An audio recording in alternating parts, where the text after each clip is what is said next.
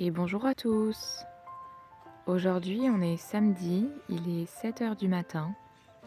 Bon, vous voyez pas grand-chose, mais j'adore, c'est mon moment préféré. Moi, ça fait 20 minutes que je suis là, assise par terre, et j'attends que le soleil se lève. J'ai ouvert à mes cocottes, qui s'empressent de manger. J'aime tellement ces moments où personne n'est réveillé encore. Même les oiseaux ne volent pas dans le ciel. Le silence est total, on n'entend que le bruit de mes poules. Et au fur et à mesure que le ciel se lève, le monde se réveille. J'adore assister à ça, je trouve ça tellement poétique. J'ai un peu l'impression d'être une privilégiée dans ces moments-là, comme si ce moment-là, en fait, n'appartenait qu'à moi. Alors je sais qu'il y en a plein qui sont levés à cette heure-ci, mais il y en a aussi plein qui sont en train de dormir.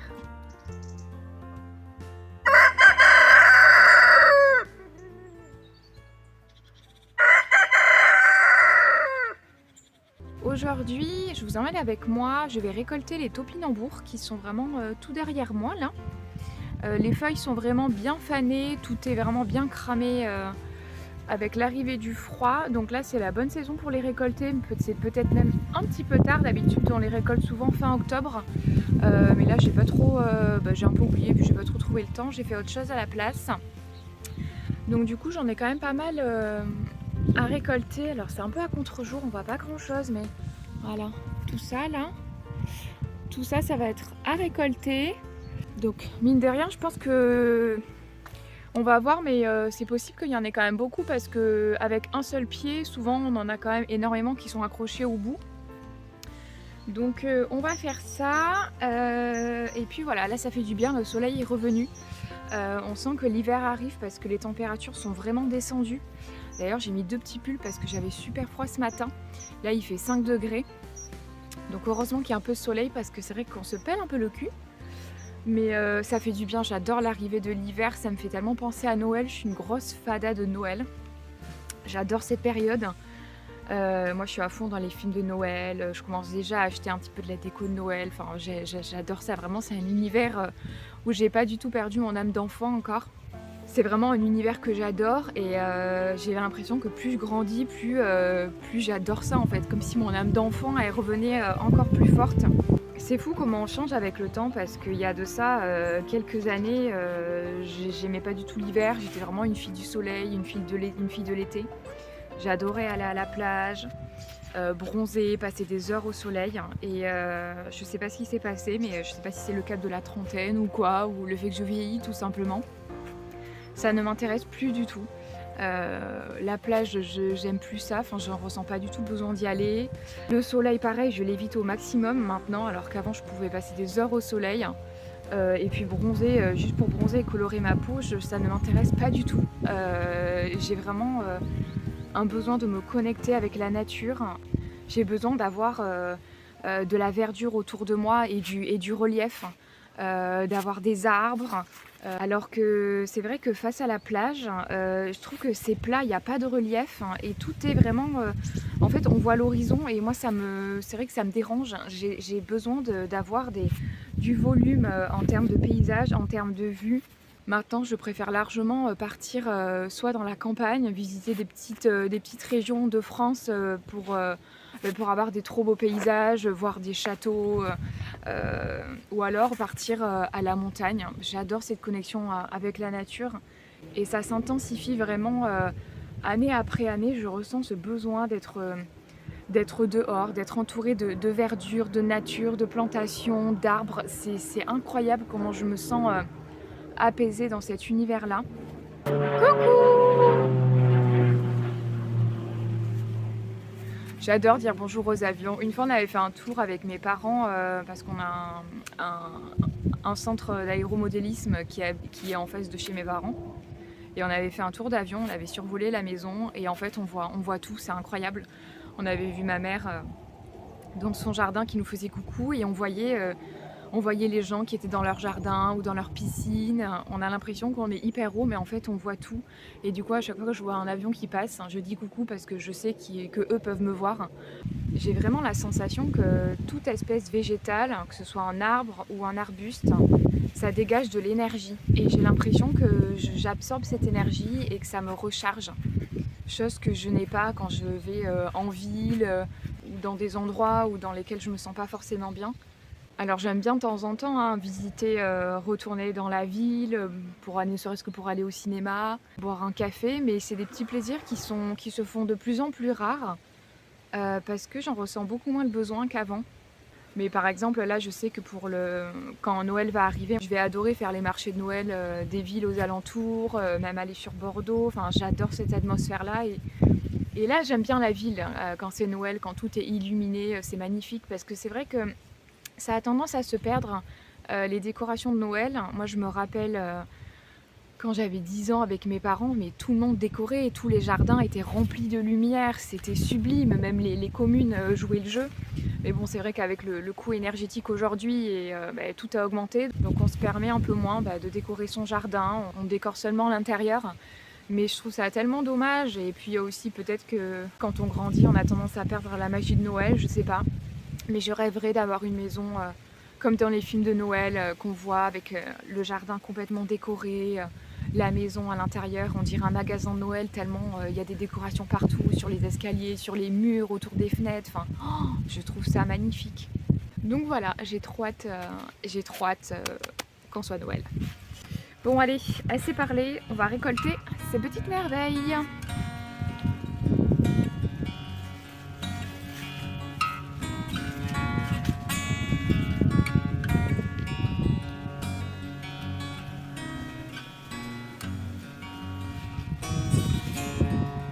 Pour ceux qui ne savent pas à quoi ça ressemble, bon là c'est vraiment pas le bon exemple parce que le pied était énorme et en fait il n'y a pas grand chose sur la racine. D'habitude plus le pied est gros, plus il y a de topinambour.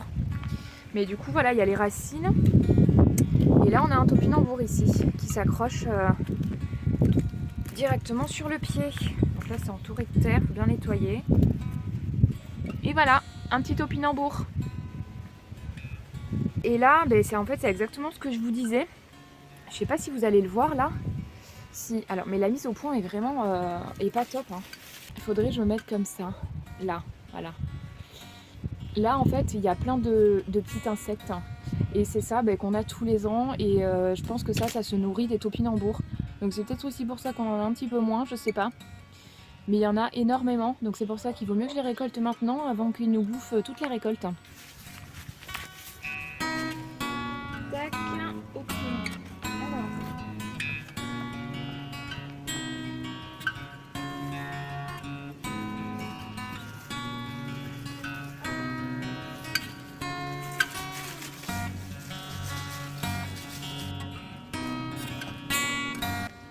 Hop, un petit topinambour. Voilà, celui-là c'est un peu plus parlant déjà. Et lui c'est pareil, il a plein de petits insectes blancs là au-dessus. Je sais pas comment ça s'appelle, si quelqu'un connaît le nom.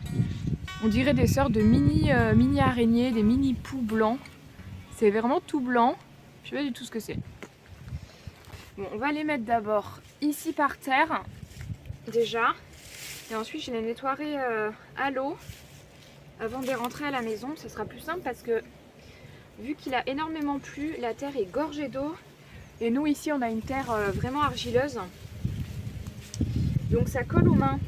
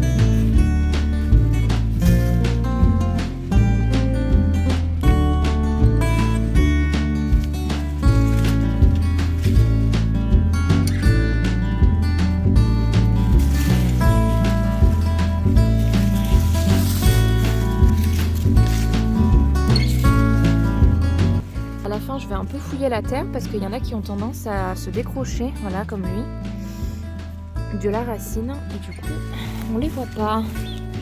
Là, normalement, ça a l'air pas mal. De toute façon, les topinambours, en général, on les trouve pas en profondeur, hein. Ils sont vraiment accrochés à la racine. On a juste à soulever un petit peu la terre, la surface de la terre. Et on voit rapidement s'il y en a encore qui sont là ou pas. Mais ça sert à rien de creuser trop profond. Bon, alors je pense que je vais m'arrêter là. Parce qu'en fait j'en ai déjà pas mal. J'ai déjà un gros récipient qui est rempli.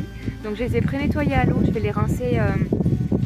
Je vais bien les nettoyer à la maison avec une brosse. Mais je préfère pas tous les récolter en même temps parce que c'est quand même très long à préparer. Sachant qu'il faut en fait, moi je les congèle hein, parce qu'on ne va pas tout manger d'un coup. Surtout que moi je les digère pas très très bien. C'est pas conseillé de les manger seuls comme ça. Nous on les mélange en général avec des patates ou des carottes. Et parce que en fait ça se conserve pas très longtemps quand ils sont sortis de la terre, peut-être quelques jours, 3-4 jours grand max. Quand on les récolte en fait ils sont vraiment très durs et au bout de 3-4 jours à peu près ça commence à devenir mou et donc là ils sont moins bons à manger. Donc c'est pour ça que je préfère les laisser en terre. Je vais d'abord m'occuper de ceux-là parce que en fait pour les préparer il faut enlever la peau. Regardez, c'est pas du tout lisse comme une patate, hein. Bon là j'ai pas pris le bon exemple mais il y en a qui sont vraiment très biscornus et comme il faut enlever la peau c'est quand même très très long, ça demande quand même pas mal de travail. Donc je vais d'abord faire ça et le reste je le laisse en pleine terre, donc j'ai encore tout ça à faire là derrière moi. Mais je préfère les laisser en pleine terre parce que c'est là où ils vont se conserver le mieux. Et tant pis s'ils sont un petit peu mangés par les petits vers, c'est pas grave. Donc déjà j'ai de quoi faire cet après-midi. Et les topinambours, pour ceux qui connaissent pas le goût, qui en ont jamais goûté, parce qu'on peut en acheter en grande surface, hein, il y en a un petit peu partout. Ça a vraiment un goût d'artichaut. Le goût est super bon, moi j'adore. Ça se cuisine vraiment comme des patates, on enlève la peau et on les coupe en petits morceaux et qu'on fait revenir à la poêle avec des oignons, quelques patates ou des carottes. Donc en fonction de votre organisme et de comment vous digérez les choses, il vaut mieux en manger en toute petite quantité de temps en temps. Bon, ben allez, c'est parti. Je vais ramener ça à la maison et puis je vais commencer à les préparer pour les mettre au congélateur. Et voilà ce que ça donne. Donc là, j'ai fait 4 poches que je vais mettre au congélateur. J'ai l'habitude de mettre les dates dessus. Bon, même si on les mange toujours au bout de quelques mois, hein. Mais c'est vrai que c'est quand même super long. Là, il est déjà 15 h. J'ai l'impression que ça fait 3 heures que j'y suis au moins. Donc je sais pas si je récolterai tout dans le potager parce que franchement, ça prend un temps phénoménal. Donc on verra. Pour l'instant, je vais mettre ça au congèle. Et puis je verrai dans les prochains jours si je suis motivée pour en faire une autre récolte ou pas. Bon, alors ce week-end, nous ce qu'on va faire, c'est qu'on va tailler les branches de ces 2 mûriers parce qu'en fait ils sont vraiment immenses et ils ont tendance à prendre une place incroyable. Ils sont vraiment magnifiques, mais on va couper quand même pas mal de branches parce qu'en fait ils sont en train d'étouffer le lilas par exemple qui est là, du coup qui a du mal à avoir une jolie gueule en fait parce que les mûriers ont tendance à accuser toute la luminosité.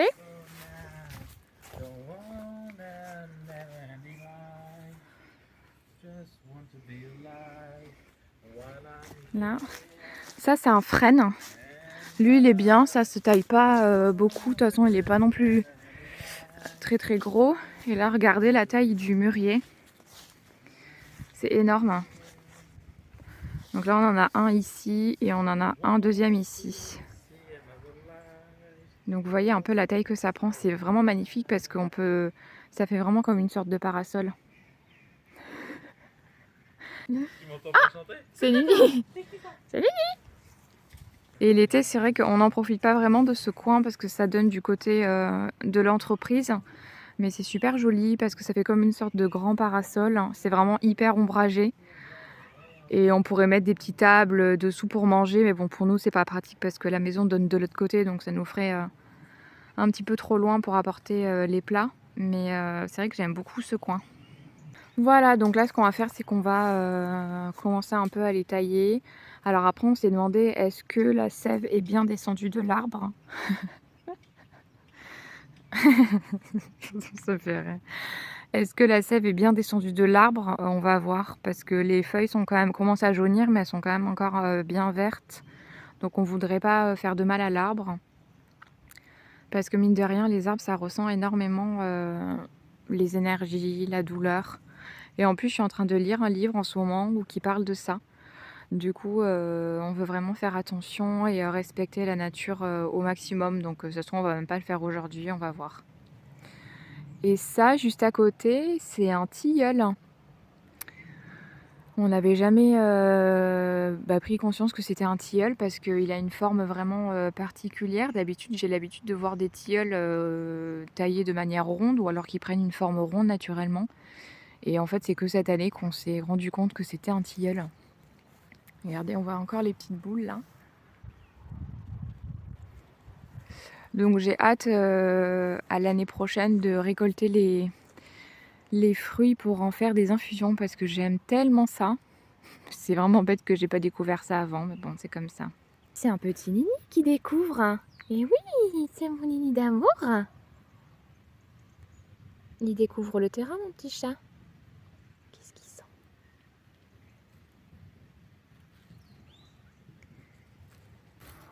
Ce qu'on va faire aussi, c'est que on avait mis un tas de bois comme ça en plein milieu du terrain, là, avec des branches mortes et tout. On avait commencé déjà à nettoyer bien les arbres, à élaguer un petit peu tout ce qui n'était plus nécessaire.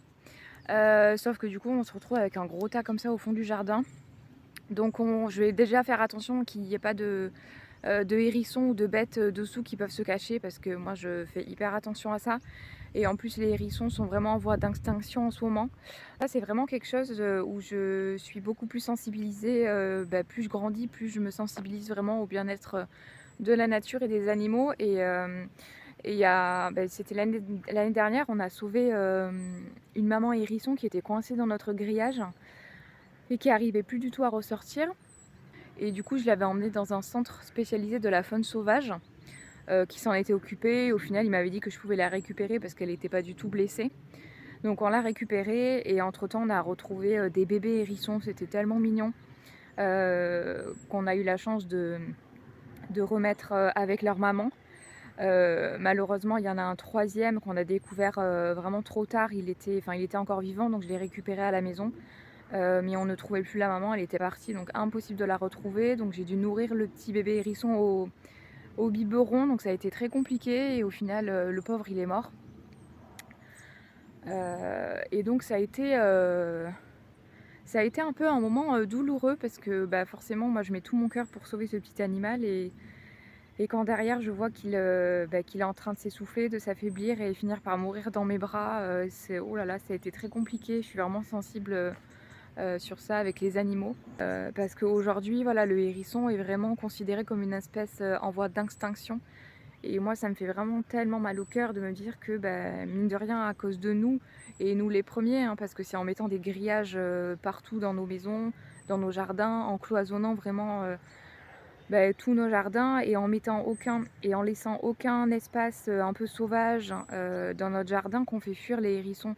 Nous, je sais on a mis un coin avec du bois mort dans notre jardin où on a empilé plein de branches, de troncs d'arbres et même des feuilles mortes qu'on laisse. Alors c'est pas super beau, mais en fait on s'en fiche, c'est à côté d'une haie, personne ne le voit et au moins on sait qu'il y a plein d'insectes qui vivent dedans, peut-être des hérissons, même des champignons qui vont manger le bois au fur et à mesure et le décomposer. Et donc tout ça, ça participe à garder la biodiversité dans son jardin et ça vaut pour plein de choses, hein. Je vous en parlerai au fur et à mesure dans mes vidéos quand j'aurai les idées qui viennent. Mais voilà, cette prise de conscience, on l'a vraiment eue, nous, depuis pas mal d'années déjà. Et ça se développe de plus en plus, surtout quand on vit dans un cadre de vie comme ça, en pleine campagne, où on a une biodiversité qui est incroyable.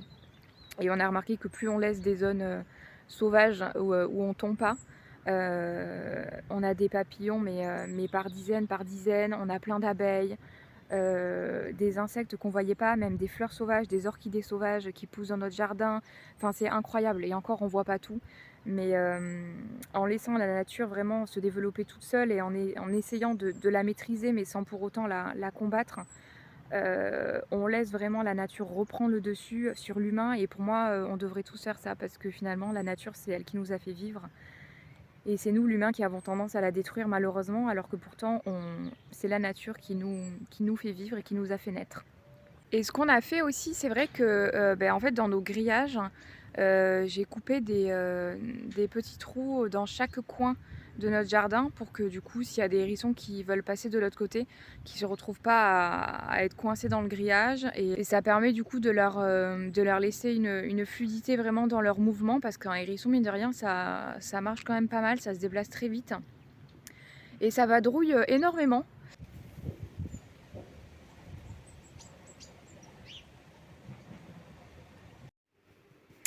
Bon voilà, comme je vous avais dit, moi je suis vraiment une dingue de la période de Noël.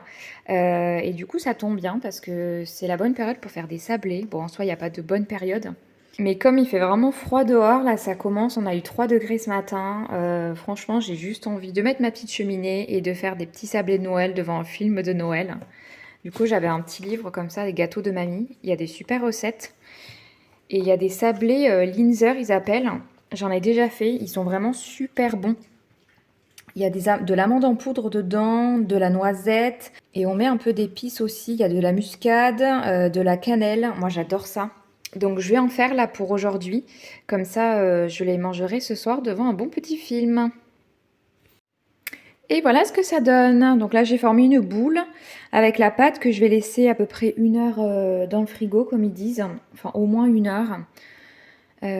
Donc voilà, je vais la filmer, je vais la mettre au frais. Et donc si jamais vous voulez la recette, alors il vous faudra du coup 250 g de farine, un peu de sel, 250 g de sucre en poudre. Après moi le sucre j'ai tendance à toujours en mettre moins parce que je trouve que les desserts sont beaucoup trop sucrés. Donc j'enlève toujours en général 50 g de sucre, voire 75 g, ça dépend des recettes. Ensuite du coup 125 g d'amandes en poudre et de noisettes en poudre. Là par contre j'en avais pas de noisettes, alors j'ai mis de la noix de coco râpée. Ça fera l'affaire aussi. De la noix de muscade, de la cannelle et un peu de cacao en poudre, avec un œuf, 250 g de beurre. Alors là c'est pareil, le beurre, hein, moi j'ai enlevé 50 g de beurre parce que j'avais déjà fait la recette et je trouve qu'avec 50 g de beurre en moins déjà, ils sont très très bons et assez moelleux. Donc il n'y a pas besoin. Et par contre, les 100 g de confiture de farine, les 100 g de confiture de framboise, moi je m'en sers pas parce que c'est vraiment pour faire un insert à l'intérieur. Alors bon, moi ça m'intéresse pas du tout. Moi je fais vraiment que les sablés sans la confiture à l'intérieur et c'est quand même très très bon. Et donc voilà, donc ils disent, ouais c'est ça, placez-la au moins 1 heure au frais, donc c'est minimum 1 heure. Je vais la laisser peut-être 1 h30, on verra bien. Et ensuite il faudra l'étaler et découper des formes avec. Et puis la mettre au four. Voilà. À tout à l'heure. Et voilà ce que ça donne. Bon, alors j'ai fait 2 cuissons, mais vraiment sans le vouloir, parce que finalement, la première fournée, ils étaient beaucoup trop cuits. J'avais pas mis de papier sulfurisé sur la plaque, et donc du coup, ça a beaucoup trop cuit. Du coup, j'ai enlevé 10 minutes. Pour la deuxième fournée, du coup, ça m'a fait une cuisson à 180 degrés pendant 15 minutes. Et finalement, c'est parfait. Parce que j'ai pas mis de papier sulfurisé, j'en avais plus. Donc en fait, il fallait juste baisser le temps de cuisson. Et donc ceux-là, ils sont vraiment trop trop chouettes. J'ai trop hâte de déguster. Je vais les laisser un petit peu refroidir, sinon c'est trop chaud et on n'a pas vraiment les saveurs du sablé. Mais voilà, j'ai hâte de manger tout ça devant mon petit film.